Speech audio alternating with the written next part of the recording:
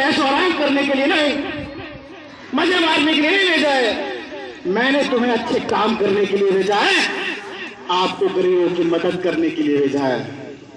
अगर जब आप ऊपर आओगे, जब आपका देहांत होगा, निधन होगा, इंतकाल होगा, तो क्या जवाब दोगे आप मुझे बताइए? कोई जवाब नहीं हमारे पास, सब यही रह जाएगा, चवन्नी साथ नहीं जाने वाली। अगर कोई आता है आपसे 1 रुपए का, 10 रुपए का आपसे कहता है कि साहब मुझे 10 रुपए की जरूरत है, 1 रुपए की जरूरत है, तो लोग कहते हैं ठीक है कमा, चला जाए, ऐसे कहीं और कमा लेना। हमें नहीं कहना चाहिए, हमें उसकी मजाक नहीं बनानी चाहिए। वो इस लायक है तो आपसे मांगते हैं, जरा आप हाथ में रख के देख लो, नहीं मान सकते हम लोग। उसकी हिम्मत है कि वो आपके हाथ सामने हाथ फैला रहा और मांग रहा। दोस्तों, हमें उसको लज्जित नहीं करना, शर्म आनी चाहिए हमें उसके बारे में, उसके बैकग्राउंड के बारे में नहीं पूछना, हमें उसकी मदद करनी है। दोस्तों, किसी भी हाल में, सूरत हाल में, जिस हाल में जो आप दे सकते हो, जितनी आपकी क्षमता है, उसकी मदद कीजिए। दोस्तों, मेरी अपील है आपसे। मैं आपको कहना चाहता हूँ, समय का अभाव भी है, हमारे हल्का इंचार्ज भी बैठे हैं, एक छोटा सा वक्तव्य मैं आपको बताना चाहता हूँ। एक बहुत अमीर, बहुत एक सेठ था, उसके एक फैक्ट्री चलती थी, 1500-2000 उसके लोग वर्कर काम क्या करते थे उसके अंदर। एक बार उसने सारे मजदूरों को बुलाया, कर्मचारियों को बुलाया और कहने लगा कि भाई साहब इकट्ठे हो जाओ, मैं आपसे बात करनी है कुछ मुझे। उन्होंने उनसे कहा कि मुझे आप इतने सारे कर्मचारी, मुझे एक बात बता दो। कहने लगे क्या? बोले मेरे पास बहुत दौलत है, बहुत धन है, प्रॉपर्टी है, जमीन है, जायदाद है, आप मुझे एक उपाय बता दो कि जिससे मैं अपनी सारी प्रॉपर्टी को, सारी दौलत को अपने साथ ऊपर ले जा सकूं, ऐसा कोई मुझे तरीका बता दो। दोस्तों, मैं उसको 1 लाख रुपए का इनाम दूंगा, ऐसे उस सेठ ने कहा। सारे लोग इकट्ठे हो गए, वो चले गए, वो सोचने लगे वो सेठ को पागल हो गया, ऐसा कहीं होता देखा है कि कोई ऊपर ले जाएगा? ऐसा नहीं होता था। दोस्तों, 1 हफ्ते बाद फिर बुलाया, फिर उन्होंने कहा कि भाई 2 लाख दूंगा, बताओ कोई उपाय तो बता दो।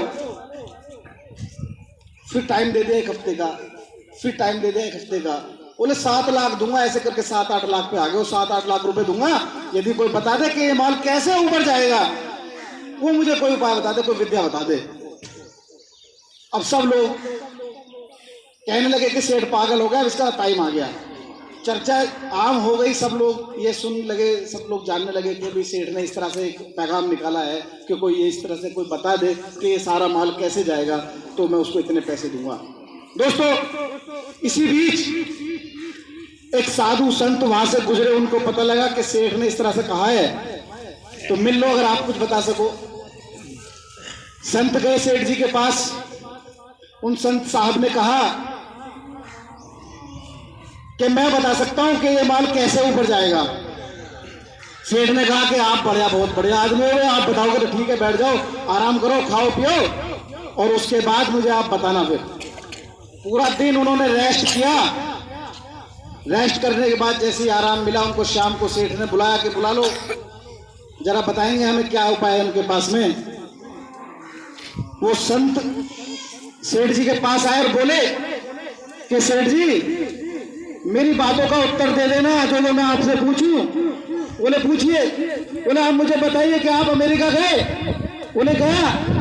कैसे गए? बोले कैसे गए? पैसे से गए, हवाई जहाज के द्वारा गए, हवाई यात्रा के द्वारा।